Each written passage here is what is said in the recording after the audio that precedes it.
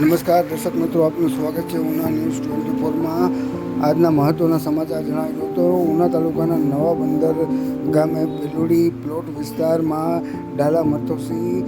ખુલ્લા કૂવામાં ખાબકતા તેનું રેસ્ક્યુ વન વિભાગ દ્વારા કરી અને તેને સહી સલામત જસાધાર એનિમલ કેર સેન્ટર ખસેડવામાં આવ્યો.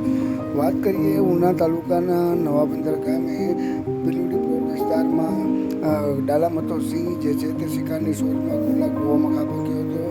જેની જાણ સ્થાનિક માછીમારોને થતાં માછીમારોએ વન વિભાગને જાણ કરતાં વન વિભાગની ટીમ દ્વારા આ ડાલા મથોસીનું અડધી કલાકની જહેમત બાદ સહી સલામત રેસ્ક્યુ કરી અને તેને જસાધાર એનિમલ કેર સેન્ટર ખસેડવામાં આવ્યો હતો. ત્યારે સિંહ અચાનક જ ખાબકી જતાં તેઓની ત્રાળ જે છે તે આસપાસના માછીમારોને સંભળાતા માછીમારોને જાણ થઈ હતી કે આ ડાલા મથોસી જે છે તે ખુલ્લા કૂવામાં ખાબક્યો છે, જેને લઈ અને વન વિભાગને જાણ કરાઈ હતી. ત્યારે આ સિંહ ખુલ્લા કૂવામાં ખાબકતા જ ત્યાં લોકોના ટોળા એકત્રિત થયા હતા સિંહને જોવા માટે થઈ, અને તેને